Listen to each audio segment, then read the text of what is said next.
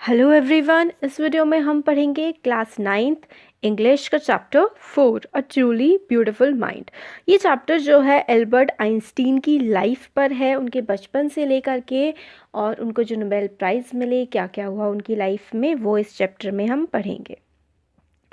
तो स्टार्टिंग से देखते हैं। इसमें पूरा यही बताया गया है कि उनके अचीवमेंट्स के बारे में, उन्होंने लाइट के बारे में, motion of particles, electrodynamics of moving bodies and energy, इन सब चीज़ों के बारे में इन्होंने बताया है, स्पेस एंड टाइम के बारे में। और आइंस्टीन जो है वो मतलब जीनियस के सिनोनिम बन गए। मतलब अगर आप जीनियस बोल दें या किसी को आइंस्टीन बोल दें तो वो एक ही बात हो गई है। उनकी डेथ के 150 ईयर्स बाद भी आज तक उनकी जो जीनियस की जो पोजीशन है वो कोई और नहीं ले पाया है। तो स्टार्ट करते हैं चैप्टर को। तो देखिए, एल्बर्ट आइंस्टीन का जो जन्म हुआ था, उनका बर्थ 14 मार्च 1879 को जर्मन सिटी उल्म में हुआ था। और बचपन में उनके वो इतने ग्रेट साइंटिस्ट होंगे इसकी कोई भी इंडिकेशन नहीं थी। और ऑन द कंट्रेरी का मतलब होता है उसका जो उल्टा होता है। ऐसा लगता था कि वो बहुत ही एक डम्ब चाइल्ड होंगे, बहुत ही बेवकूफ़ बच्चे वो रहेंगे। उनकी मदर को लगता था कि एल्बर्ट एक फ्रीक है। फ्रीक ऐसा वर्ड होता है कि जिसको मतलब ना ही किसी के लिए आप अगर यूज़ करें कि वो फ्रीक है तो उसे अच्छे से बिहेव करना नहीं आता, डिसेंट रहना, अच्छे तरीके से रहना ना आता। उनकी मदर को ही ऐसा लगता था उनके बारे में। उनका जो हेड था वो बाकी बच्चों के कंपैरिजन में काफ़ी ज़्यादा बड़ा था, उनका सर जो था।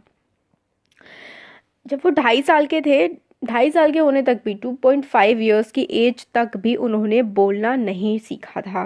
काफ़ी लेट उन्होंने बोलना स्टार्ट किया था। और जब वो बोलना स्टार्ट भी कर दिया था उसके बाद भी वो ही अटर्ड एवरीथिंग ट्वाइस, मतलब वो एक ही बात को दो दो बार बोला करते थे।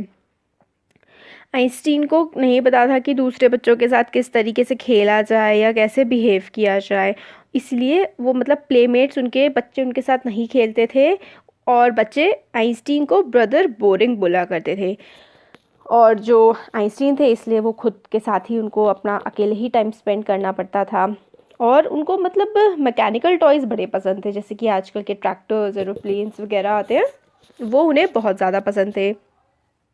तो वो उनको मैकेनिकल टॉयज़ बड़े अच्छे थे। जब उनकी छोटी बहन पैदा हुई थी, न्यू बॉर्न सिस्टर थी उनकी, उनका नाम माज़ा था। उन्होंने कहा था कि फ़ाइन, ये ठीक है मगर इसके व्हील्स कहाँ हैं। तो मतलब अपनी न्यू बॉर्न जो उनकी सिस्टर थी उसको भी उन्होंने कहा था इसके व्हील्स कहाँ हैं।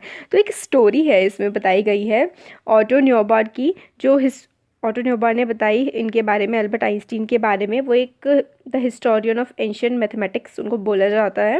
वो बताते हैं कि आइंस्टीन के बचपन में ऐसे कोई करेक्टरिस्टिक नहीं थे कि उन्हें लेजेंड मतलब कहा जाए, या फिर हो भी सकते हैं मतलब काफ़ी लेट टॉकर थे वो।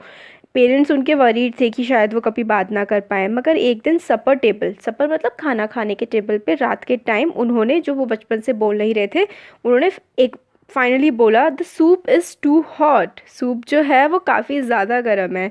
अब पेरेंट्स को बड़ा अच्छा लगा, ग्रेटली रिलीव्ड पेरेंट्स हुए। तो उन्होंने फिर पेरेंट्स ने पूछा एल्बर्ट से कि तुम पहले क्यों नहीं बोले थे इससे पहले। तो एल्बर्ट ने रिप्लाई किया, क्योंकि अभी तक सारी की सारी चीज़ें एकदम ऑर्डर में थी, इसलिए मुझे कुछ बोलने की ज़रूरत ही नहीं थी। तो ये कह सकते हैं करेक्टरिस्टिक थी भाई कि एक बहुत ही बड़े साइंटिस्ट शायद वो आगे जाके बनेंगे।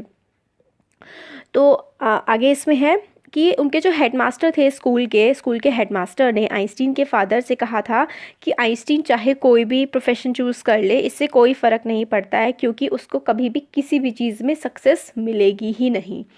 आइंस्टीन ने वायलिन प्ले करना स्टार्ट कर दिया था 6 ईयर की एज से ही, क्योंकि उनकी मदर चाहती थी कि वो एक अच्छे म्यूजिशियन बने। और इस जो मतलब वो एक गिफ्टेड वायलिनिस्ट थे, हाँ, काफ़ी अच्छा वायलिन वो बजाते थे। और पूरी लाइफ वो इस अपनी आर्ट को उन्होंने अपने साथ रखा। तो देखिए, एमेच्योर का मतलब होता है कोई भी व्यक्ति कोई चीज़ अपनी एन्जॉयमेंट के लिए कर रहा है रादर देन अपने प्रोफेशन के लिए, तो आप उसको एमेच्योर बोल सकते हैं। एल्बर्ट आइंस्टीन बहुत ज़्यादा मतलब ख़राब प्यूपल का मतलब होता है स्टूडेंट। तो एल्बर्ट आइंस्टीन ख़राब स्टूडेंट तो नहीं थे, उनके काफ़ी ठीक ठाक मार्क्स आए थे हाई स्कूल में म्यूनिक में, जब वो थे जर्मनी में। आइंस्टीन की फैमिली वहाँ पर म्यूनिक में मूव कर गई थी जब आइंस्टीन 15 मंथ्स ओल्ड थे। उनके गुड मार्क्स थे ऑलमोस्ट हर सब्जेक्ट में, मगर आइंस्टीन को स्कूल बिल्कुल पसंद नहीं था because of its regimentation. Order और रेजिमेंटेशन का मतलब होता है बहुत ज़्यादा एक्सट्रीम लेवल का वो डिसिप्लिन, मतलब हर चीज़ बहुत ही ज़्यादा डिसिप्लिन में होगी, वो उन्हें इसलिए पसंद नहीं था। और and often he clashed with his teachers. Einstein की काफ़ी लड़ाई वगैरह बहस भी हो जाया करती थी अपने टीचर्स के साथ। तो जब वो 15 ईयर्स के हुए, उनको बहुत ही ज़्यादा प्रॉब्लम होने लगी, स्टिफल्ड फील करने लगे। सफोकेशन, स्टिफल का मतलब होता है सफोकेट हो जाना, मतलब जैसे घुटन महसूस करना। उन्हें स्कूल में बड़ी घुटन महसूस होती थी, तो उन्होंने सोचा कि मुझे स्कूल को छोड़ देना चाहिए। फिर आगे क्या होता है, फिर उसके बाद कुछ टाइम में जो उनके पेरेंट्स हैं वो मिलान जो है वो मूव कर गए और एल्बर्ट को छोड़ दिया उनके रिलेटिव्स के साथ। काफ़ी प्रोलॉन्ग डिस्कशन के बाद आइंस्टीन ने मतलब ये विश जाहिर की कि वो अपनी एजुकेशन को कंटिन्यू करेंगे जर्मन स्पीकिंग स्विट्ज़रलैंड का जो रीजन था जहाँ पर जर्मन बोली जाती थी, उस रीजन में वो अपनी जो है एजुकेशन को आगे परस्यू करेंगे। वो सिटी जो है क्योंकि काफ़ी ज़्यादा लिबरल थी, मतलब लोगों को समझ, लिबरल आप उसे कह सकते हैं जो लोगों की फीलिंग्स को ईजीली मतलब सही तरीके से समझ पाए। तो म्यूनिक में उन्होंने आगे की अपनी जो है पढ़ाई वो स्टार्ट की थी। आइंस्टीन हाईली गिफ्टेड थे मैथमेटिक्स में, मैथमेटिक्स उन्हें काफ़ी पसंद थी और उनका फिज़िक्स में भी काफ़ी ज़्यादा इंटरेस्ट था। तो अपना स्कूल फिनिश करने के बाद उन्होंने डिसाइड किया कि वो यूनिवर्सिटी ऑफ ज्यूरिक में जो है वो पढ़ेंगे। बट साइंस एक सिर्फ ऐसी ही चीज़ नहीं थी जो उनको अपील करती थी। डैशिंग यंग मैन थे, अच्छे थे, गुड लुकिंग थे और अपने वैलरस मतलब बहुत ही अच्छी सी मस्टाश भी वो रखा करते थे कि हमें तो उनकी बूढ़े वाली इमेज ज़्यादा दिखाई जाती है जो सेकंड पे है इस पेज पे, बट फर्स्ट वाली में वो काफ़ी अच्छे स्मार्ट यंग जब थे तब काफ़ी अच्छे दिखते थे। उनका काफ़ी इंटरेस्ट था मैथ्स में, और सिर्फ मैथ्स में ही नहीं और भी काफ़ी चीज़ों में इंटरेस्ट होता है यंगस्टर्स का। जैसे उनका स्पेशल इंटरेस्ट था अपनी फेलो स्टूडेंट जो थी उनके साथ पढ़ती थी मिलेवा मैरिक में। और आइंस्टीन को लगता था कि काफ़ी वो क्लेवर क्रिएचर हैं, काफ़ी होशियार हैं। वो एक यंग सर्ब थी, मतलब सर्बियन रीजन है, यूरोप में ही पड़ता है, वो वहाँ से बिलोंग करती थी और स्विट्ज़रलैंड में आई थी पढ़ने के लिए यूनिवर्सिटी ऑफ ज्यूरिक में, क्योंकि यूरोप में बहुत ही कम ऐसी यूनिवर्सिटीज़ थी जो गर्ल्स को डिग्री प्रोवाइड करती थी और यूनिवर्सिटी ऑफ ज्यूरिक उनमें से एक थी। आइंस्टीन को ऐसा लगता था जो उनका एक फिलिस्टीन्स था, फिलिस्टीन का मतलब होता है एक वर्ड जो खराब तरीके से यूज़ किया जाता है उन लोगों के लिए जिनको आर्ट, साइंस, आर्ट, लिटरेचर या फिर म्यूज़िक में इंटरेस्ट नहीं होता, उनको फिलिस्तीन्स बोला जाता है डेरोगेटरी, ख़राब तरीके से।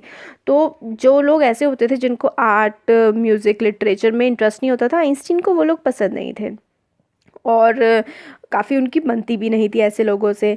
तो ये मतलब काफ़ी क्रिएटिव थी मिलेवा मैरिक, तो इन दोनों को मतलब they fell in love with each other क्योंकि इनका मतलब काफ़ी अच्छी अंडरस्टैंडिंग थी।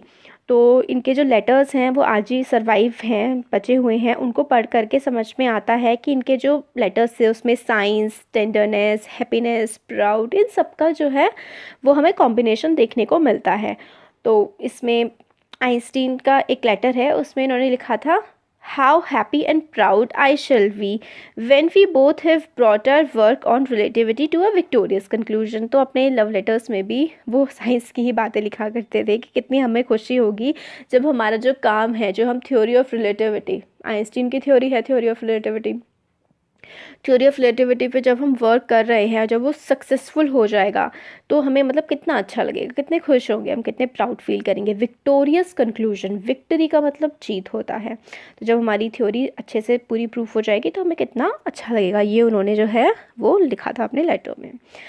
फिर 1900 में जो है इनकी एज थी एल्बर्ट की 21, वो यूनिवर्सिटी से ग्रेजुएट हो गए थे और अनएम्प्लॉयड थे, उनके पास कोई जॉब नहीं थी। फिर थोड़े टाइम में उन्होंने as a teacher, assistant teacher उन्होंने वर्क करना स्टार्ट कर दिया और प्राइवेट लेसन्स भी वो देने लगे थे। फिर फाइनली उनको जो है जॉब मिल गई थी वो 1902 में as a technical expert in the patent office in Bern के पेटेंट ऑफिस में उन्हें टेक्निकल एक्सपर्ट की जो है वो नौकरी मिल गई थी। मतलब उनको क्या करना होता था कि जो लोग इन्वेंशंस वगैरह कर रहे हैं और अपनी रजिस्टर कर रहे हैं उसको उनको स्टडी करना होता था। फिर आइंस्टीन कहते हैं कि उनका जो एक्चुअल आइडिया वो डेवलप कर रहे थे अपने सीक्रेट में। वो कहते हैं जोक में कि उनका जो ड्रॉअर था ना वहाँ पर अपने ऑफिस में, वो ब्यूरो ऑफ थ्योरेटिकल फिजिक्स था, मतलब उसमें वो अपने इन्वेंशंस के आइडियाज़ वगैरह सब रखा करते थे। फिर one of the famous papers जो हैं आइंस्टीन के, वो 1905 में आए थे। देखिए, पेपर पब्लिश करने का मतलब होता है जैसे कि कोई साइंटिस्ट है, उन्होंने ना अपनी कोई भी साइंटिफिक डिस्कवरी करी है तो वो उसको एक पेपर में लिखते हैं और उसको किसी भी मैगजीन में पब्लिश करते हैं, तो उसी को पेपर पब्लिश करना बोलते हैं। तो आइंस्टीन ने जो है वो स्पेशल थ्योरी ऑफ रिलेटिविटी का जो पेपर पब्लिश किया था 1905 में किया था। उसके अकॉर्डिंग क्या होता है, टाइम और डिस्टेंस एब्सोल्यूट नहीं होते हैं। टाइम और डिस्टेंस एब्सोल्यूट मतलब नहीं होते हैं, इसका क्या मतलब है कि हर जगह टाइम जो है वो सेम स्पीड से नहीं चलता है, ये है इसका मतलब। तो कहते हैं indeed two perfectly accurate clocks will not continue to show the same time if they come together again after a journey if one of them has been moving very fast relative to another. दो perfectly accurate clocks, दो बिल्कुल सही clocks अगर एक journey से घूम करके आए और अगर दूसरी वाली जगह वो स्लो चल रही होगी, वो उस जगह टाइम स्लो चल रहा होगा, तो वो दोनों भी आपस में सिंक्रोनाइज नहीं रहेंगी जब दोबारा ला करके साथ में रखा जाएगा। मतलब आप ऐसे समझ लीजिए कि जो है कि दोनों क्लॉक का टाइम अलग होगा अगर एक क्लॉक किसी दूसरी जगह से घूम करके आएगी। तो ये होता है special theory of relativity according to which time and distance are not absolute. Time और डिस्टेंस हमेशा एक साथ एक तरीके से नहीं चलते हैं। फिर वो आगे बताते हैं फ्रॉम द इस बात से उन्होंने वर्ड फेमस जो है फॉर्मूला E=mc², उन्होंने फॉर्मूला ये दिया था। E से एनर्जी है और जो है C है speed of light in vacuum और M है मास। देखिए, मास आप क्या है, आपकी बॉडी में मास है, एनर्जी है, और आपकी स्पीड कितनी होगी, speed of light in a vacuum, मतलब आप उस जगह पर हैं। वैक्यूम का मतलब होता है कोई भी ऐसी जगह जहाँ पर हवा ना हो, बिना हवा की जगह को वैक्यूम कहा जाता है। स्पीड ऑफ लाइट, लाइट की स्पीड कितनी होगी जब किसी जगह पर हवा नहीं होगी, कहीं पर वैक्यूम है, तो लाइट की स्पीड कितनी होगी, वो हम लोग मान के चलते हैं 3 × 10⁵ किलोमीटर पर सेकेंड। ये हम लोग मान के चलते हैं speed of light in vacuum को। तो एनर्जी और मास अगर हमारे पास है, एनर्जी है या फिर मास है, अगर मान लो हमारे पास मास है तो हम उस चीज़ की एनर्जी कैलकुलेट कर सकते हैं। बहुत ही इंपॉर्टेंट फॉर्मूला है। अब देखिए, बहुत ही नाइस, बहुत अच्छा सा एग्जांपल है theory of special theory of relativity जो है आइंस्टीन की, उसको समझाने के लिए आइंस्टीन कहते हैं कि जब आप एक बहुत ही अच्छी लड़की के साथ बैठे होते हैं, टाइम स्पेंड कर रहे होते हैं, तो 2 घंटे भी 2 मिनट के जैसे लगते हैं। मगर अगर आपको एक हीटिंग स्टोव पे, एक गर्म तवे पर 2 मिनट के लिए भी बैठा दिया जाए तो आपको ऐसा लगेगा कि वहाँ आप 2 घंटे से बैठे हैं। और यही क्या है, यही रिलेटिविटी है। ऐसा आइंस्टीन ने एग्जाम्पल दिया था, मैं खुद एग्जाम्पल नहीं बना रही हूँ ये। देखिए, ये ब्लू बॉक्स में है, इन्होंने खुद ही ये एग्जाम्पल दिया है। आगे है चैप्टर में, आइंस्टीन जो है one of the most difficult problems of physics वो सॉल्व कर रहे थे, मगर उनकी जो पर्सनल लाइफ है वो अनरेवलिंग थी, मतलब स्टार्टिंग टू फेल। काफ़ी ज़्यादा वो परेशान थे अपनी पर्सनल लाइफ में। वो शादी करना चाहते थे मिलर्वा से, जो उनकी मतलब कॉलेज फ्रेंड थी, उनसे, आफ्टर फिनिशिंग अपनी पूरी स्टडीज़ को फिनिश करने के बाद। मगर उनकी मदर, आइंस्टीन की मदर, इस बात के अगेंस्ट थी। उनको लगता था मिलर्वा जो है वो उनसे 3 साल बड़ी थी आइंस्टीन से, और उन्हें लगता था काफ़ी ज़्यादा बड़ी है उनके बेटे के लिए, और जो मिलर्वा की इंटेलिजेंस है उससे भी काफ़ी ज़्यादा आइंस्टीन की मदर को प्रॉब्लम थी। तो वो कहती हैं कि she is a book like you, मतलब मिलर्वा तुम्हारी तरह ही, मतलब बिल्कुल बुक सी है। और आइंस्टीन ने इस वजह से जो है वेडिंग को कॉल ऑफ कर दिया था, मतलब कैंसिल कर दी थी। मगर फिर जो मिलर्वा और आइंस्टीन की फाइनली जो है मैरिज 1903 में हो गई थी, और उनके 2 बेटे भी थे। मगर मैरिज के कुछ साल बाद ही उनकी मैरिज जो है वो फ्लटर करने लगी, काफ़ी कमज़ोर होने लगी। मीनवाइल मिलर्वा का जो इंटेलेक्चुअल एम्बिशन था, मतलब जो वो भी जैसे साइंटिस्ट थे आइंस्टीन, ऐसे ही मिलर्वा भी काफ़ी इंटेलेक्चुअल थी, वो सब उनका ख़त्म होने लगा और वो एक अनहैप्पी, काफ़ी दुखी हाउसवाइफ बन गई। फिर after years of constant fighting, काफ़ी सालों की लड़ाई के बाद कपल ने डिवोर्स ले लिया 1919 में।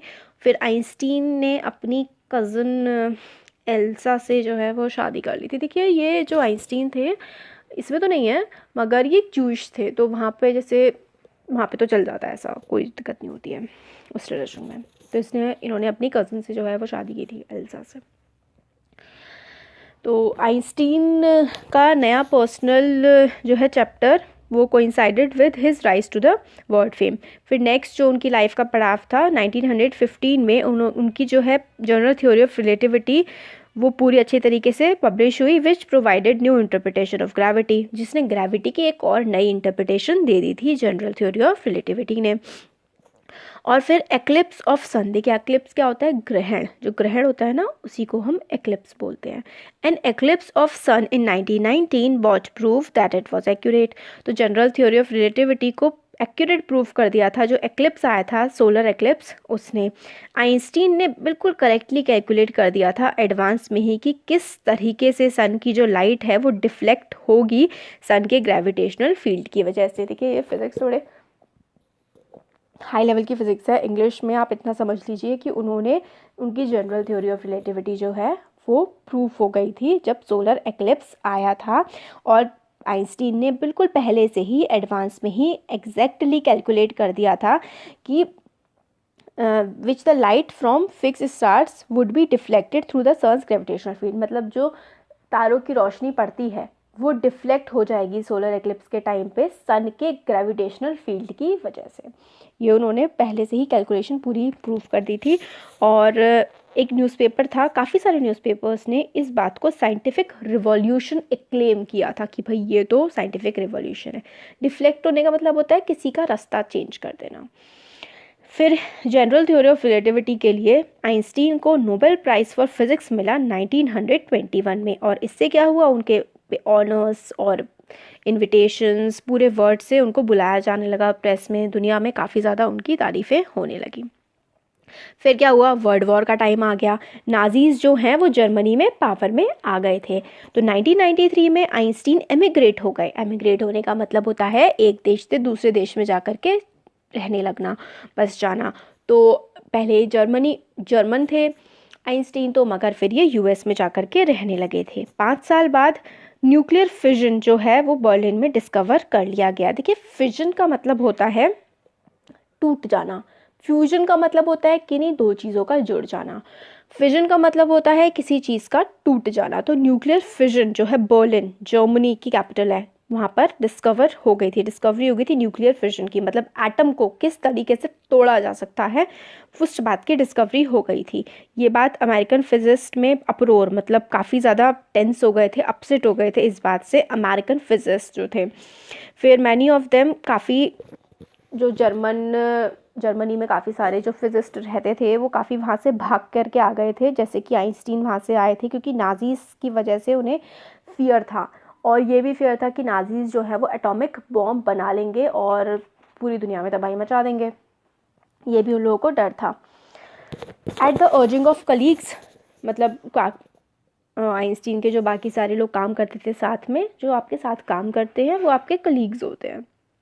तो आइंस्टीन के जो कलीग्स थे उन्होंने आइंस्टीन को इंसिस्ट किया था कि वो जो अमेरिकन प्रेसिडेंट है फ्रैंकलिन डी रोजवेल्ट, उनको लेटर लिखें, उनको इस बारे में पूरा बताएं कि क्या होता है और न्यूक्लियर बॉम्ब से क्या क्या नुकसान हो सकते हैं।